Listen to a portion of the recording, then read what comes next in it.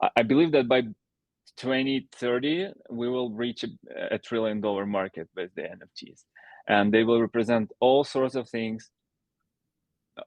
Half of the e-commerce doesn't make sense to be in physical. I mean, when you buy a Star Wars Lego toy, you buy it not because it has some physical characteristics like a knife on the kitchen, right? But because it's a character, it's cute, you love it from this universe.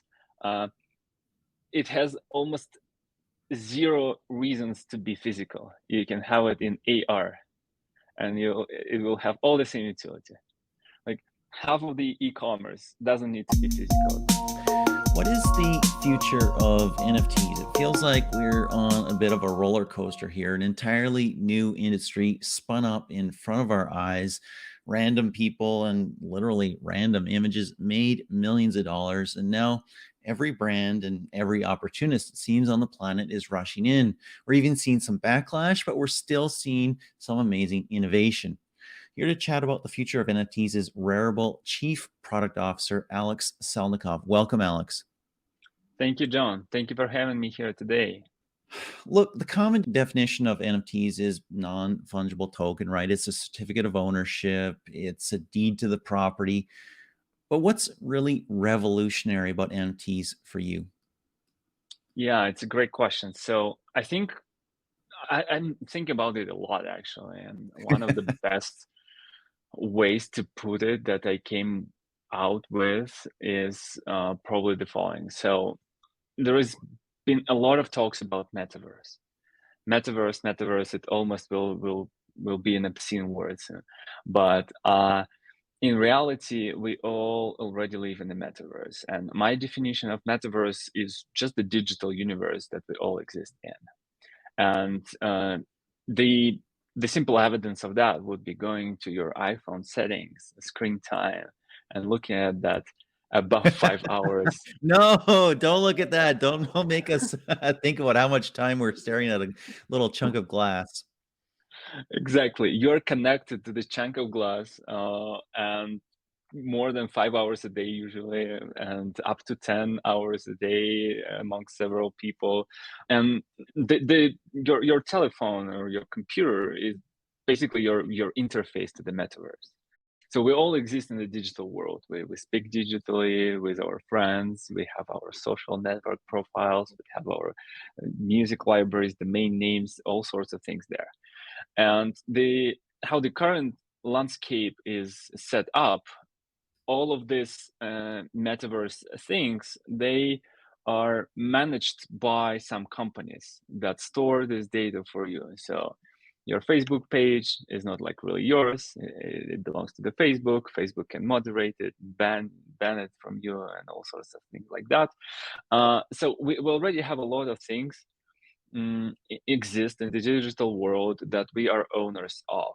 And the NFT and the whole this blockchain revolution is about the attempt to rebuild that world ground up, and to create the level of ownership that is detached from platforms, that you own your digital items directly on the blockchain, attached to your wallet. You can change the wallet, you can change the platform, you can change the marketplace, you can change everything, but your things will be yours. And this idea, it is so powerful because the same as in the real world. Yes, you can have a fake Gucci bag. You can have a lot of things. Somebody can try to I don't know, scam you or something like that. I don't even want to say that word, but mm, some of these things will happen in the metaverse. But this core concept of the freedom over the private property never existed in the internet, and now we have the private property that is free and open with NFTs, and that can represent ownership in anything. So we started with pictures, with simple things, but I think this deep thought about private property, it brought the world, the physical world where it is now. The private property is like a super core concept of the current economy, and now we have the same on the internet. This is like the true big one revolutionary thing for me that NFTs bring to this world. So I love the vision of that, and I love that is a appealing dream. That is an appealing call to arms. Democratize ownership of digital things. How real and executable is that? Because if we look at what blockchain does, blockchain essentially says, hey, we have a consensus reality, and I own a piece of that reality, and you own a piece of that reality, and we distribute that in various shares around the planet. And no one person can change that. We need a majority to change that, and you can have different rules in different blockchains, of course, so that can change a little bit. But the amount of data that we're creating every single day is just growing like insane. And can we store that multiple places all over the world? And B, as we see Web3 right now, it's actually really centralized. I mean, where images get stored is probably AWS, right? And who owns or controls a particular blockchain, or maybe even an NFT marketplace, is pretty centralized as well. Is this a vision that you see evolving and becoming true? How do you see that? Yeah, sorry, my light in my hotel It's just shut okay. off. There's no electricity here. So, It's because but it's centralized technology and you can't. but internet works, so we're happy. Uh, yes, what you're saying is true in the all sorts of realms. Yes, the pictures are stored somewhere, but obviously they're not stored on AWS right now. We'll get into that further. So the one very important concept that the whole community, the whole blockchain community, I'll go to the conference and I'll hear the word decentralization 1,000 times per day. Yes, you will. Uh, this community is very passionate, the Web3 community, about decentralization, and one core aspect of that is ability to opt out. So you say that images are stored centralizedly sometimes, yes? So they're stored on IPFS. IPFS works like torrent. So somebody should host these files for them to be live, right? And usually this is the companies, but you can find an instruction on the internet. How do you go and set up your own IPFS node and replicate your own NFTs? You can actually host your own NFTs on your computer. You can be like, you can go to the bunker and host it all yourself. Host your blockchain node, your NFT node, your wallet node. That's and of course people don't do that, right? Because it's not efficient. It's hard. So there is still various companies that do that for them. But the one very important topic there is you can always opt out from one company and either do it yourself or go to another company, which is not something possible in the Web2 world. Those You mean companies I in can't Web2 host world, my own Facebook? I can't host my own Twitter? I guess not. I unfortunately, guess not. not. That makes sense. That makes sense. I buy that. Let's talk about NFTs now, and we're going to get into a lot of stuff here. We're going to get into security. We're going to get into the future of NFTs. We're going to get into what place they'll have in our social and economic system in the future. But let's talk about right here, right now for NFTs. When they first started getting significantly massive, maybe 2021, newness was enough, right? Any NFT was cool. Whoa, you minted an NFT. That's awesome. Somebody will buy it. And the price would, go massive. Now that's a different reality. There's kind of a glut of digital properties. Everybody's making board something or yacht something or zombie something or whatever. And if there's 1,000, there's 10,000, and they're programmatically created and they have little differences. So there's kind of a glut of digital imagery out there that's being minted as NFTs. What do you see as critical for NFTs in the near term future to become or to be?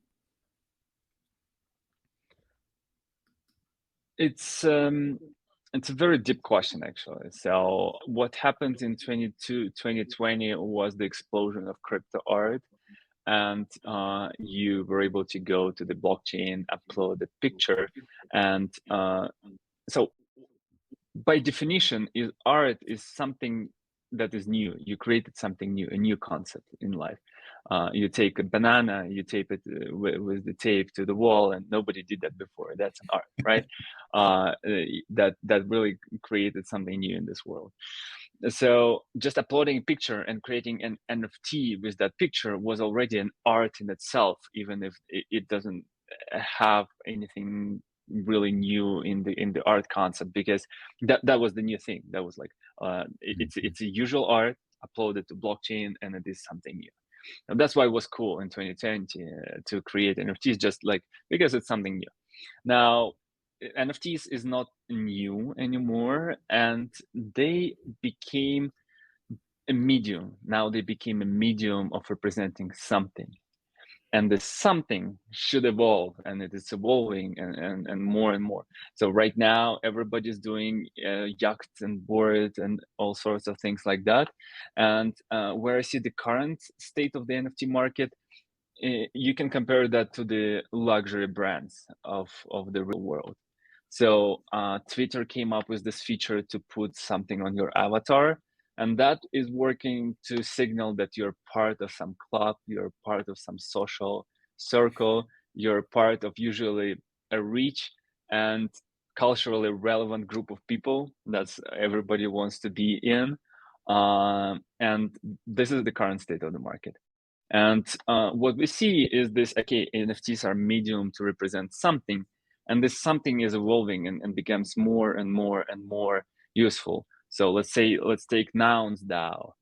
Nouns, it's an NFT that represents your ownership in the DAO. You can vote with that NFT in the DAO.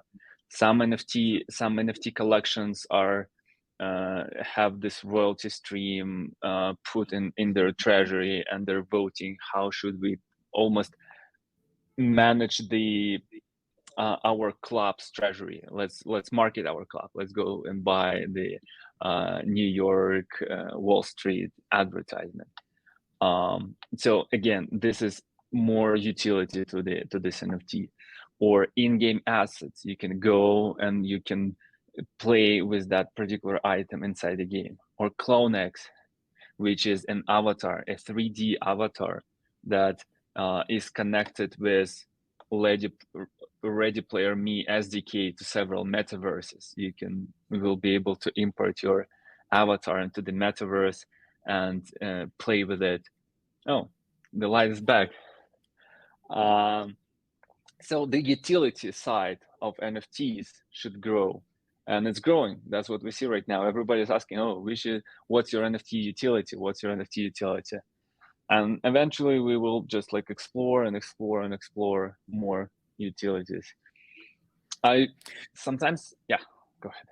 Where do you see that we are in the evolution of NFTs? I mean, like, it's a really hard question to answer, obviously, because anywhere we are in any age of progress or technological evolution, that's where you are, and it isn't always clear where it's going.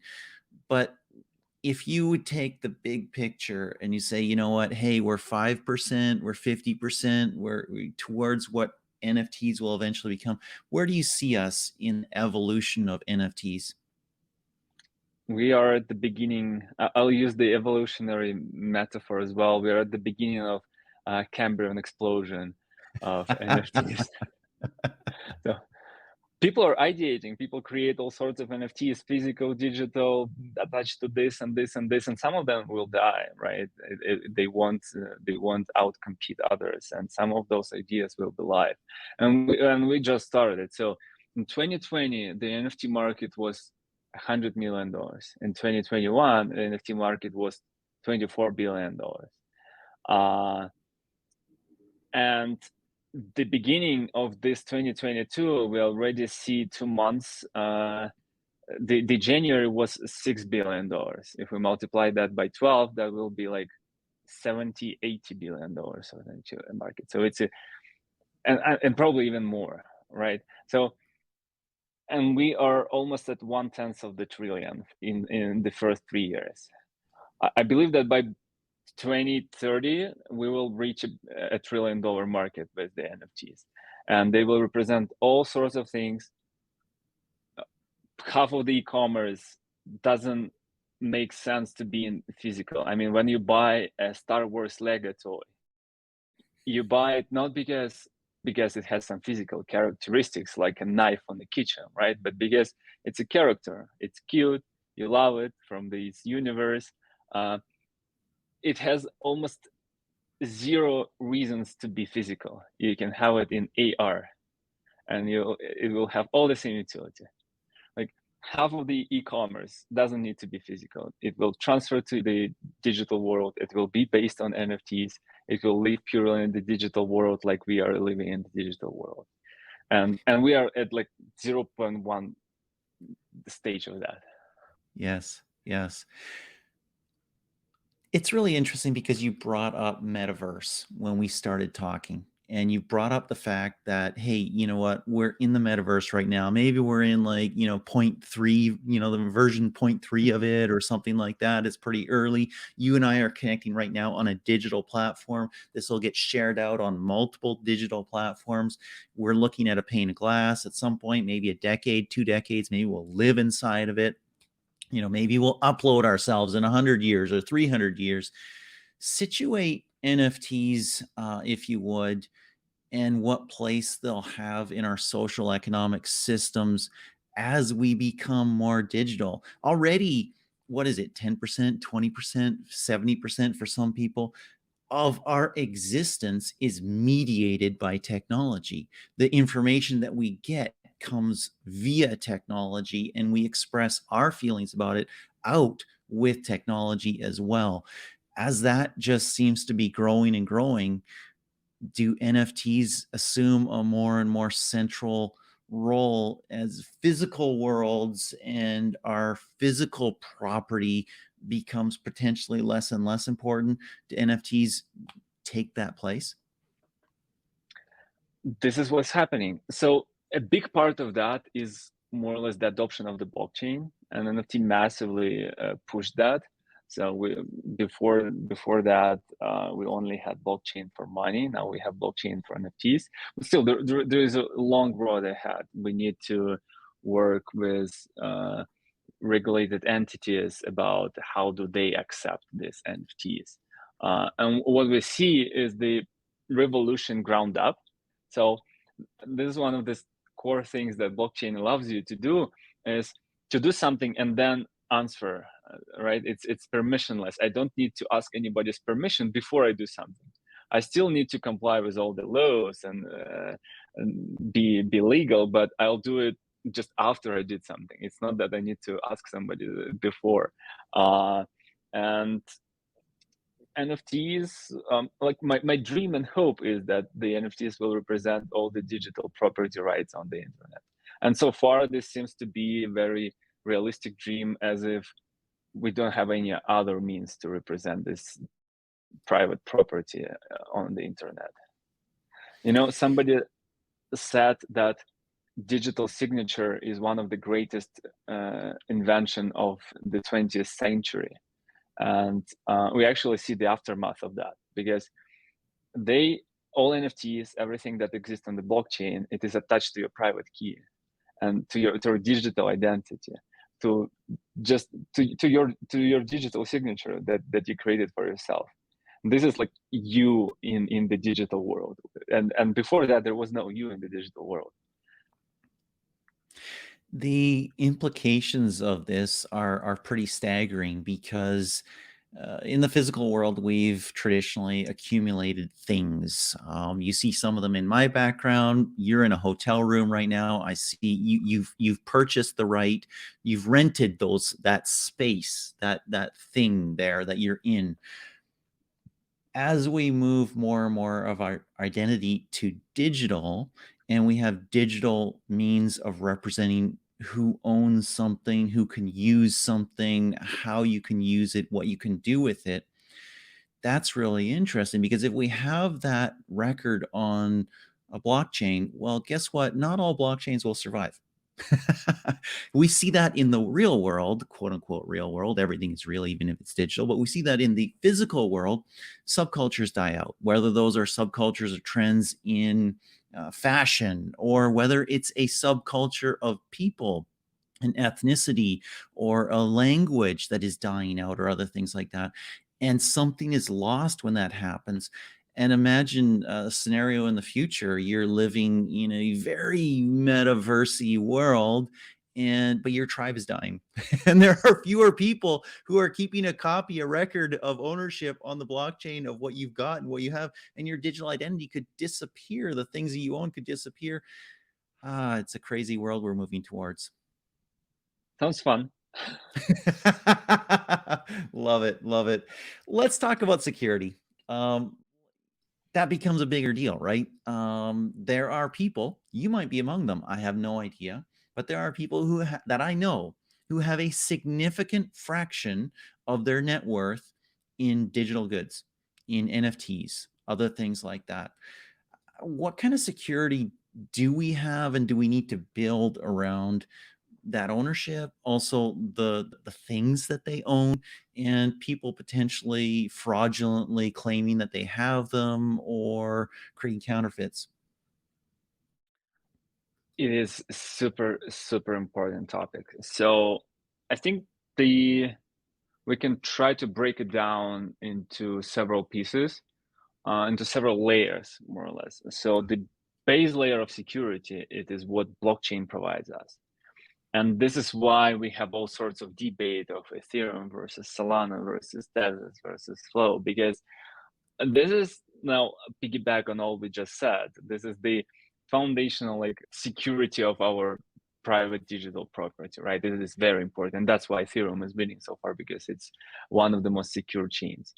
Bitcoin is probably a little bit more secure even than Ethereum right now, because it is relying on this like massive network of miners that are burning all sorts of electricity to support the security of the network.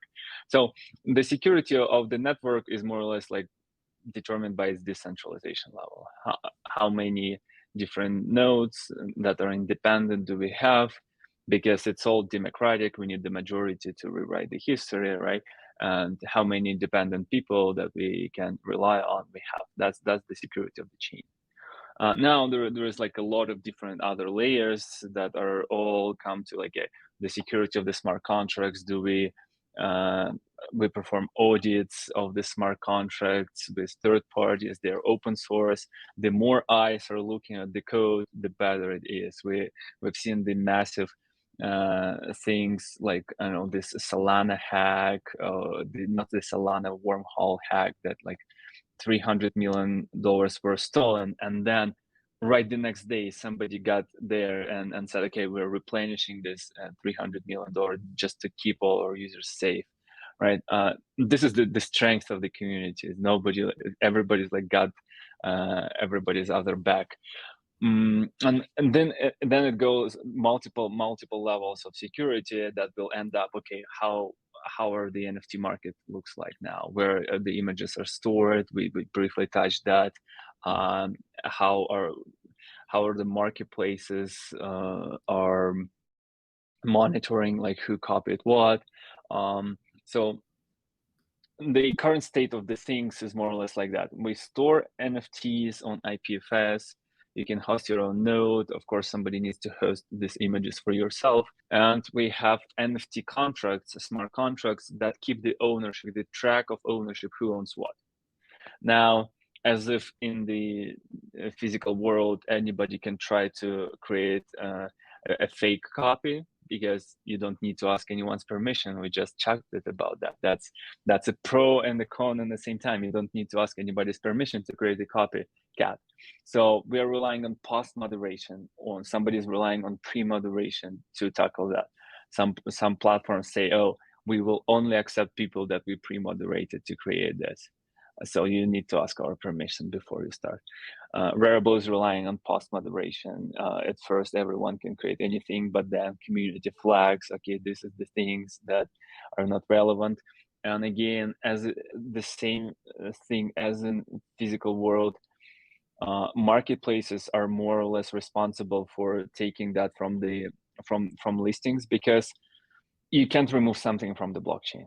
It will always be there, but in the physical world, the Gucci copy of Gucci bag would be traded on the corner shop, right? Rather than in the prominent online places, there will be originals, and something like that happens with the NFT. All sorts of parallels there.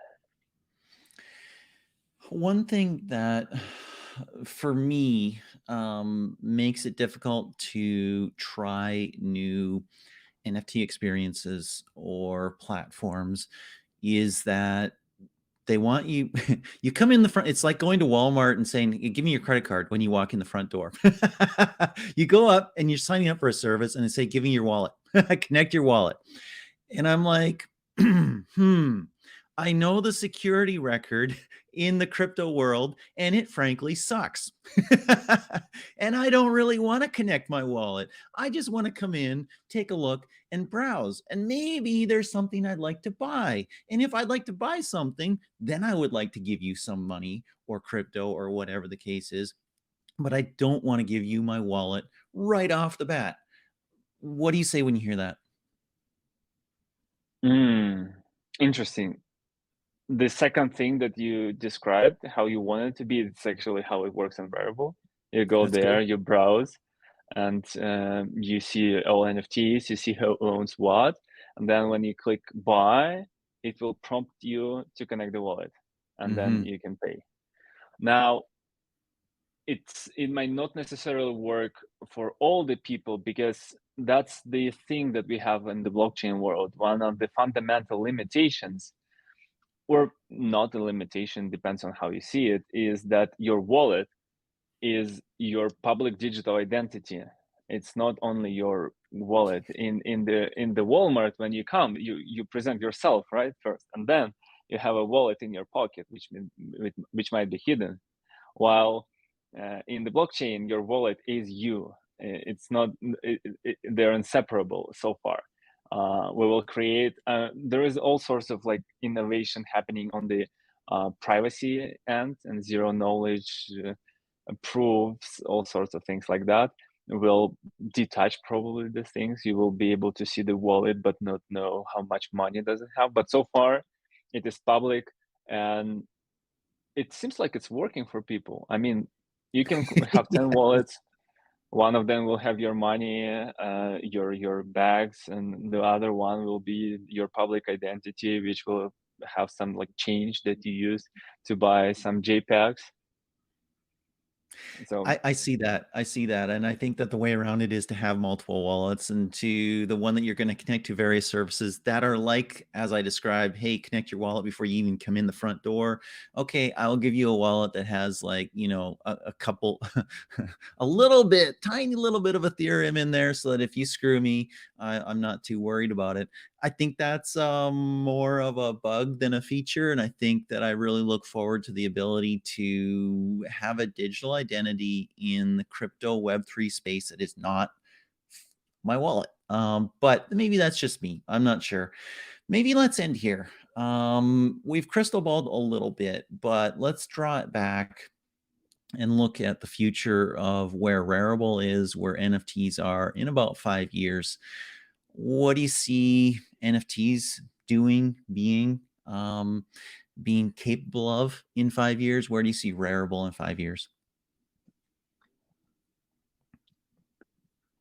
let me try to picture something here. I'm pretty sure that, somebody said that people usually underestimate what can be done in 1 year, and overestimate Yes. what can be done in 1 year, and underestimate what can be done in 10 years. Yep. So in 5 years, I'm pretty sure we will live in some crazy future that nobody would even be able to predict. Uh, One trend that I see is the financialization of NFTs, the ability to take a loan backed by your NFT, connection of NFTs to DeFi world, automatic pricing. Um, I think it will uncover a lot of potential. So somebody said to me it took me 8 weeks to remortgage my apartment, uh, and in the physical world, right? And then I go to DeFi and I take $1 million loan back my digital assets in 20 seconds.